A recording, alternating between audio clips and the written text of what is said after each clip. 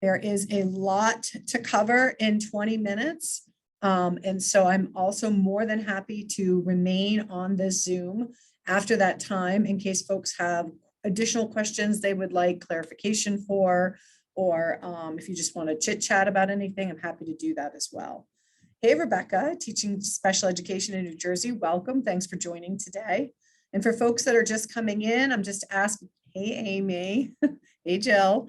I'm just asking for people to drop into the chat what your name is and what you do and where you're joining us from, including the state, because there are people that are joining us from all over. Jill, I think I'm pretty sure I know you, or I've trained with you or corresponded with you in some way. So welcome, glad to have you. Hi, Megan, school counselor, fellow school counselor. So glad you're here from Cape Elizabeth, Maine. I wonder if we picked you up when Emma was up at the Maine School Counselor Association conference recently. We did, yay, that's fantastic. Glad to have you here. So folks that are joining us, I'm just inviting people to drop in their name and what they do and where they're joining us from today. We're expecting about 50, I'm expecting about 50 some odd folks to be here. Yay, Rebecca, that's fantastic. I wonder which trauma conference you had gone to that you heard about. It might have been the one in Wisconsin. Because I know that Laura King was dropping my name left and right up there, which was very kind of her. Hey, Amy. I know. And people, if you're comfortable with it, I'd love for folks to turn their cameras on and see one another. If you train with me at some point. Hey, Aim. Hi. Amy and I know each other well. She's from Vermont. She's done a lot of training with me over the years, and I'm happy she's here. Hi, Sarah from Wisconsin. Maybe you were the person who heard about me from that conference there. Hi, Christine, school psychologist in Nevada. Wow, that's fantastic. I think you're so far the person furthest west from me here in New Hampshire. So I'm glad you're here. All right, it's 2:01. So I'm going to go ahead and jump right into the presentation that I prepared for you all today. This isn't, I will just say that this is not my typical presentation style. If you've trained with me, you know that I'm very interactive and experiential. And the regulated classroom is all about that. And today I'm going to defy my framework and go ahead and just give you some of the information because I know that your time is precious. So, but if folks can keep just going ahead and dropping into the chat, and if people want, I encourage you to use your reaction toolbars or to chat with one another if that feels comfortable for you, just to try and generate a little bit of community in this short period of time together. So here we go. And of course, I always have 4,000 tabs open on my computer. Anybody else want to raise your hand on the emoji saying like, that's how you do your, right? That's how I remember things. It's like my running to-do list. So these icons that are here, you can click on them. I'll share the slides at the end of this and also the recording if you would like it. But they're active slides to social media. We are really trying to build our following on Instagram and on Facebook. And so, hey, Allison, so good to see you. I just saw you now. So I encourage you to go ahead and check that out too, and to join us and to follow us. There's lots of tips and information there and fun little reels on Maple, my dog, who joins us in the office. So I'm going to go ahead and jump in. If folks are not familiar with my work, this is just a quick little overview of some of the clients that I've had in the last 5.5 years as a trauma-informed schools consultant.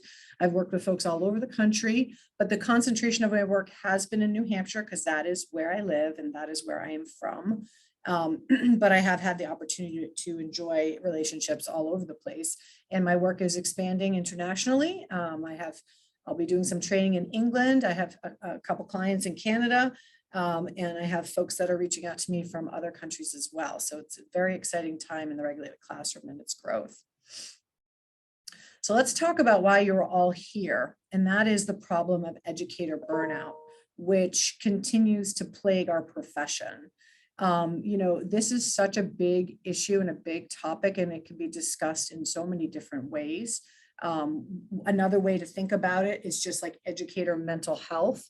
But one of the things that it's important for us to remember is that although we have seen record numbers of folks leaving the profession through things like the Great Resignation, where we've lost a lot of veteran teachers in the profession, a lot of even high quality teachers that are just like, I'm done, I've had enough, I can't take it anymore. Even when people haven't left the profession, what I see and what folks report to me is that they're having a really hard time sustaining in the work. They're having a really hard time showing up day in and day out to just be that caring, present adult for kids. And what we know from the research, this is really well established. I even learned this more than 20 years ago in graduate school, but we understand it more from the neuroscience now, is that teacher wellness is like a one-to-one with student achievement. So, if we want our kids to do well, if we want our kids to feel safe at school, if we want them to be able to relate and connect and grow in their social emotional capacities, we need caring, attuned, present, regulated adults with them. Okay, so that is a really clear thing. And if you want to talk about this learning loss piece of stuff, which folks who know me from years past know that in the beginning of the pandemic, I was like, can we just not worry about the learning loss piece right now here, people? This is when we were all in virtual school and living in lockdown circumstances. But the reality of it is that there have been some pervasive learning losses. And it won't be a surprise to any of you, I'm certain, that those learning losses have most affected students that already were marginalized in our system. So those who already were struggling as a result of poverty or race or special education designations, they're the ones who lost the most. But on average, what we see is kids, this is on average across the country, are 5 to 6 months behind in math and 2 to 3 months behind in reading. And so, my feeling about it, my not just feeling about it, but my informed position about it is that if we really want to optimize conditions for students to be super engaged with the academics, it starts in that regulated relational place, right? They have to feel safe in their classroom. They have to experience regulation in their bodies in their classrooms, right? So I don't care how much, districts try to emphasize high quality instruction with the, different this or that. You can be delivering the most high quality instruction, but if the students are not available for learning because the teacher is stressed and anxious, that instruction is going to fall short of where we want it to get us, if you will. So voila, welcome to the Regulated Classroom, which is a framework that I have been developing and refining since 2018. I'm very thankful to Laura Kane, who was my first official client with the Regulated Classroom and brought me out to Los Angeles actually to really pilot my framework there with a fabulous school in San Pedro. And I got to do two days of intense training there about the Regulated Classroom. And it was the first time I was really sharing this framework with anybody. And it was wonderful to see how powerful it was for their staff. And so the framework is intended to address the impacts of stress and trauma in the classroom. You can also think about it as a framework that addresses the mental health or mental well-being of the educators and the students. And even though that may seem like a pretty, large claim, like, oh, this is a framework that's going to do it all. It's going to help the parent, or the adults, and it's going to help the kids. The reality of it is yeah, actually it is, because the common thread there, the thing that we all share, is a nervous system, and we're very contagious with one another. And so how we are doing as adults, much like how we do as parents, has a big impact on our children. Another way to talk about it, another way to think about it, if you're thinking about it through an MTSS lens, is that it's a tier 1. So it's a universal practice, right? It's not targeted intervention, though it can be adapted for that. But it's a tier 1 practice, framework that is somatosensory and polyvagal informed. And those may be really new terms for some of you or for a lot of you. And I put them in there to stimulate your curiosity. Because in my experience as a school counselor, I did not have any training in these ways of being or these understandings, primarily because some of it didn't exist when I finished graduate school in the early 2000s.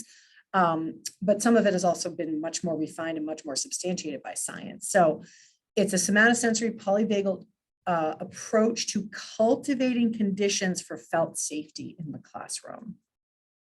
When we stop there for a moment around the term felt safety, I want folks to recognize or to hear that I'm not talking about safety like, is the school secure? You know, are there, metal detectors in your school? Is there a resource officer that has a gun there? Those are measures of security. What I'm describing is the feeling of safety in the body, right? It's when we feel like we belong somewhere, when we feel good with those that are around us. That is the optimal condition for relating and for learning. And that is what I'm trying to assist educators in understanding more about, and more importantly, equipping them with very practical practices and tools to actually cultivate this condition for felt safety. So you may be thinking to yourself, well, why does felt safety matter so much right now? And I would argue it is the single greatest priority that we should be focused on in our schools right now. And it's because we have been in an extended period of survival in our school environments.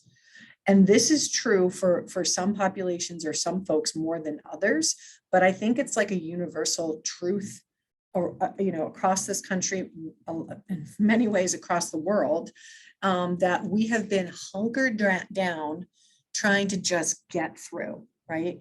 And when our bodies are like that, when we're like caved in on ourselves and almost in a sustained collapsed mode, that is a really hard place to move from. It doesn't just go away because the virus is no longer the same threat that it once was, right? So that kind of condition where everybody is in survival mode, especially the adults, needs opportunities for healing and for recovery, intentional, deliberate opportunities for healing and recovery, not just, oh, we're just going to go back to the way things were and everybody's going to be fine, which is what we have done and what I have witnessed in education for my 20 plus years as an educator. I think often about 9/11 and what we did with that, even Sandy Hook and what we did with that crisis, because those were collective traumas for our country. And for the most part, we just didn't talk about them, put our heads down and kept moving forward. And that has not been without consequence to our sense of felt safety in schools. So recovering from this moment in time and even improving things like equity and opportunity for all begins with establishing felt safety in our classrooms. That's where it begins. Some schools, some classrooms had that going on, in spades pre-COVID. And some have returned more closely to that now, but I would argue there really isn't a classroom in this country right now that isn't still experiencing the residue, or there isn't an educator that isn't still experiencing some form of residue from what they've had to live through the last 2.5 years. So how does the regulated classroom do this? How do we go about trying to establish felt safety in the classroom? And it's rooted in the beautiful concept of co-regulation. Again, since some of you already have trained with me or are you knowledgeable about this stuff, you know exactly what I'm talking about. But if that's a new phrase for you or a new term, co-regulation is this state that it's a safe state in the body that we can actually share unconsciously with those around us. Dr. Bruce Perry also likes to say that we can co-dysregulate as opposed to co-regulate.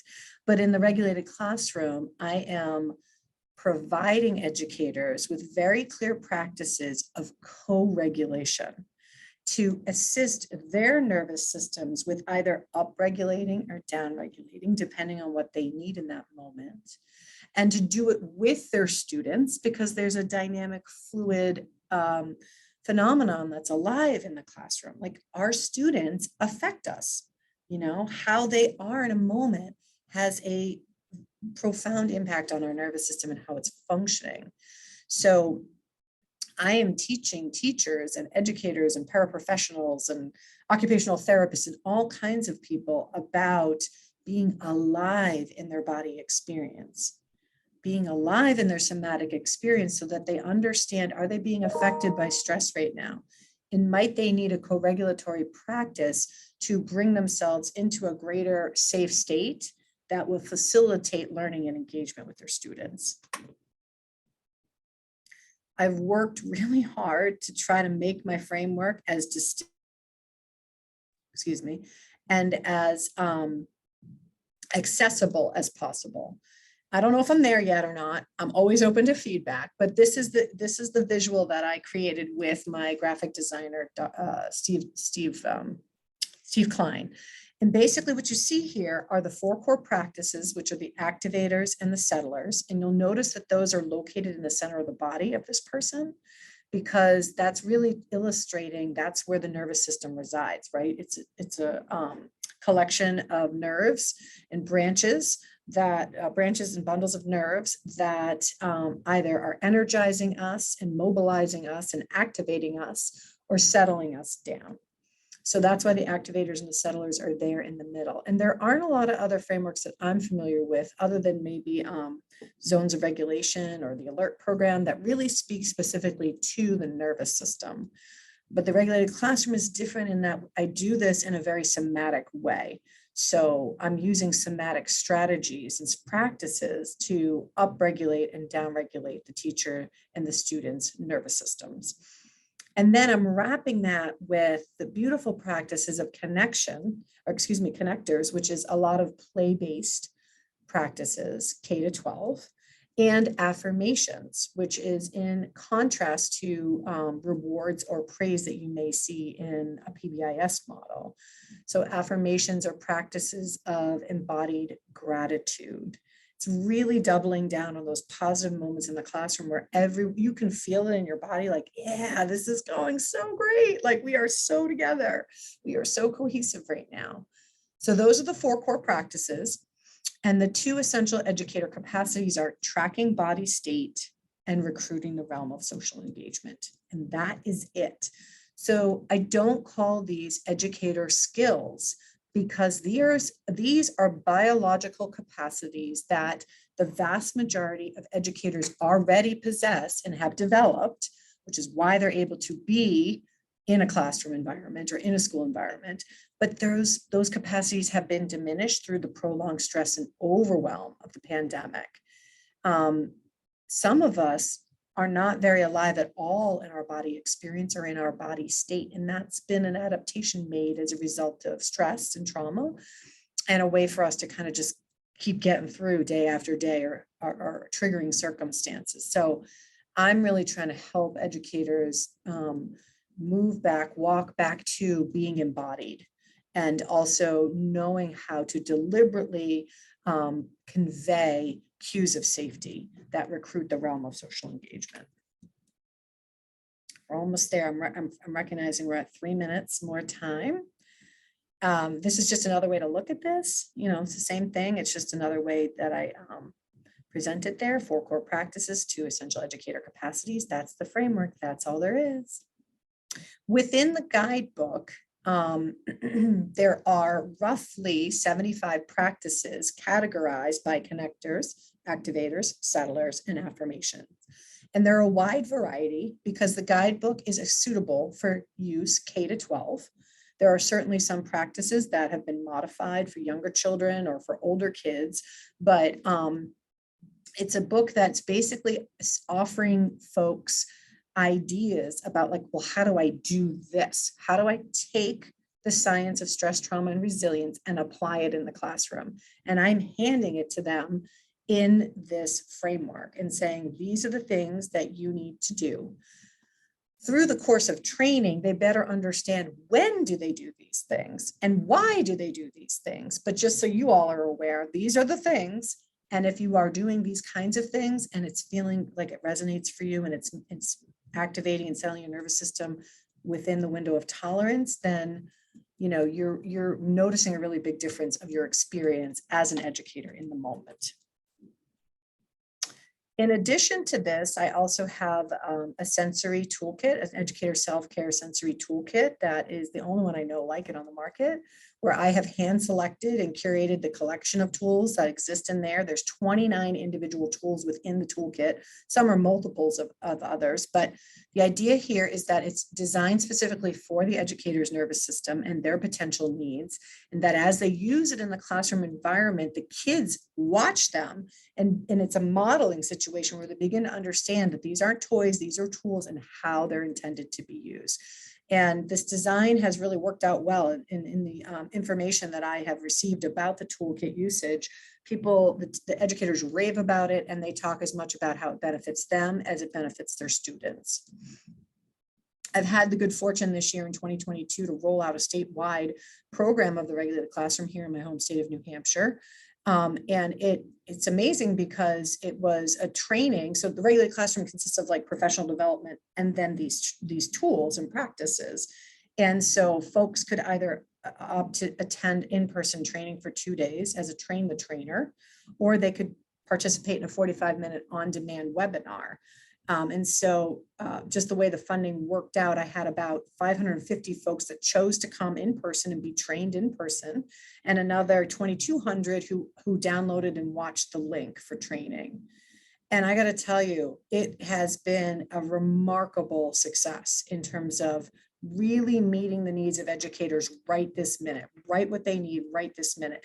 91% of educators who go through my training and receive a toolkit say that they feel more connected and regulated with their students as a result of the practices and tools.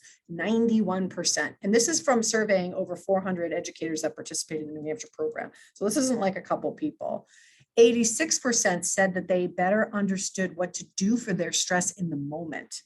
Like, how huge is that? You're taking a lot of educators that were drawn to the program because they're fried. And then after training, they're like, oh my God, I just don't know what to do right now. Like, I know what I need to do for myself and my nervous system. 79% said that they were more self-aware of their stress response, which is the beginning of change for any of us, is to actually be alive in our body's experience and know what to do for that. The commissioner here in education said that he has never in his 6 years as commissioner seen a more successful program or one that was more well received than this one. It was supposed to be an 18-month contract. It sold out in 4 months, and that the response that this DOE received was unabashedly positive, and that they felt like it was, they did it, they invested in it for the educators, but they felt like it actually had a benefit. They were hearing reported benefits for the students as well, which was delightful for them. These are just a couple testimonials about people that received the toolkits through the program, and how much, how they use those things and how helpful they found it. I mean, that's one of the things about the sensory toolkit is like, when has there ever been anything designed specifically for the educator? Everything has always been targeted to the individual student, not even necessarily the classroom, but individual kids. And so when teachers actually receive these toolkits, or educators receive them, they feel really seen and really valued, and that's just huge. I have gotten so much anecdotal and just lovely emails through the course of time as a result of doing the regulated classroom, and I have people tell me all the time, this single training changed my life, changed my experience of my work, changed my personal life, reinvigorated me in my work, just countless times, because folks are really, it's like I'm able to offer them a way to decouple the shame they probably feel, or a lot of them experience or report as a result of feeling so burned out. And that gets reframed into understanding that, nope, actually your body did exactly what it was supposed to do to adapt to this incredible stress. And your body will adapt again when it feels safe again. So one of the things that comes up often that I hear now is that when I talk to folks about it, they're like, well, I would love to do this, but we don't have the money for it. I just sat in a webinar yesterday with GLR, And we're still at $46 billion that remain unbudgeted in ESSER. That doesn't account for the monies that actually haven't been spent that were budgeted, but there is a surplus of funding that still exists in every single state to support this kind of professional development and curriculum materials. Educator and student mental health, along with school safety, are among the top priorities identified for use for this, the funding is identified for the use for these kinds of priorities. And so if you need help with kind of navigating that or figuring out how to fund it through ESSER, reach out to us. We will help you. Okay, I'm going to stop sharing now. So it's good to see everybody here. Thank you again for joining. So I'm here. It's 2:42. It's 2:24 my time. And if folks have questions or they want to get some more insight into something or whatnot, I'm happy to hang out and hang on here. And if folks need to go, I appreciate that and understand that too. But I thank you for taking the time to join me and to learn a little bit about the regulated classroom. And I'm more than happy to always correspond. So feel free to email me at any time. So I'm happy to answer any questions for folks if they have any. You can feel free to drop it in the chat, or you can raise your hand and unmute yourself.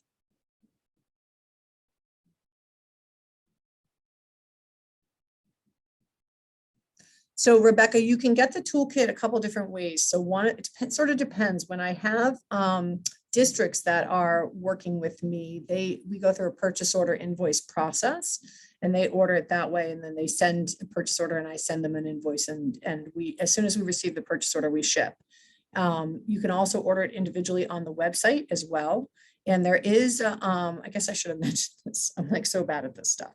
I have a code for folks from today's webinar, Regulate 10, that'll give you 10% off any guidebook or poster or toolkit on the website.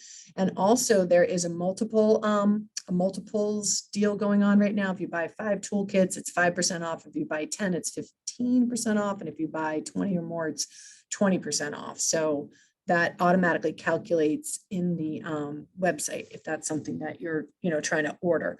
I will also honor that discount if you're just ordering through a purchase order invoice process. Other questions for folks? Yeah, thank you for asking.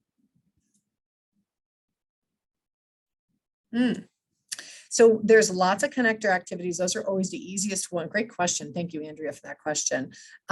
Evolution, which is basically essential of rocks, paper, scissors, shoot, is an example of a connector practice. Back-to-back countdown is another example of a connector practice where people stand together, they're paired up back-to-back. I count down for them. They turn around, they shoot their hands out. They have to multiply, and whoever multiplies correctly first wins. Basically just all, I started my career as an adventure-based educator and did adventure-based counseling and was huge into Project Adventure. And so a lot of the practices in the connectors are actually borrowed from either Responsive Classroom or Project Adventure. So, what I think is helpful for the framework is that once people start understanding why certain things are categorized into which core practice, they realize they have a huge repertoire of practices that they already use, but better understand when to use them and how to use them in order to synchronize the classroom or to make the classroom feel safer and to help folks help children and adults feel like they really belong there. Megan asks the questions, are there specific lesson strategies for teachers to incorporate into their classroom? So Megan, the entire guidebook, let me see, I have a copy right here. That's what this is. There's also a sample kind of like routine or schedule. But for example, like this is in the settler practices. It's a 6-step self-hold sequence that teachers teach students to and do with students to help the class settle down. So that's what that is. There's, like I said, 70 plus, I call them practices. I don't use the word strategies, but I guess you could call them strategies that are there in the guidebook. And the guidebook comes in the toolkit. So it's a comprehensive resource for folks. I'm just trying to go back in this chat and see. Oh, Robin, thank you for joining me. Yes, I know, Amy. I can't wait to come to Vermont and work with you all again. It's going to be fantastic. Thank you. Jill, thank you so much for this. We've talked via email about the OT at my school, told me about it, and my principals. Good, good, good, good. Yeah, a lot of occupational therapists are really into this, my framework, because the framework is very much rooted in their field of study. And I always say I kind of miss my calling with that. I should have been an OT instead of a school counselor, but I just didn't know back then. Sharon says, if we sign up to the training, I'm guessing the outcome that we can bring it back to our schools. I'm an educator, but not currently in a school. It's something we can try and bring to individual schools using the regulated class. Sharon, that's an excellent question. So it kind of sort of depends. The train the trainer program is not intended for personal, individual, independent consultants to use in schools with clients. That would be kind of like a violation of the, but it is intended to be used internally. Like, so folks who have gotten trained as trainers, I'm encouraging them to go back to their schools or go back to their communities and train others in the core practice or the core framework. So it sort of depends. We can talk further about that too, Sharon, if you would like.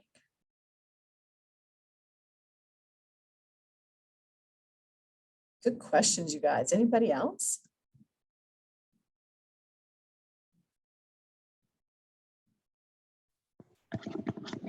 I just want to thank you for this. It's been great to join. And I have my copy that I got, and I'm looking forward to reading through. Good. And I know we've been talking about sharing it with some of our conference attendees. So I'll be in touch with you, and just really excited to dive into this more deeply.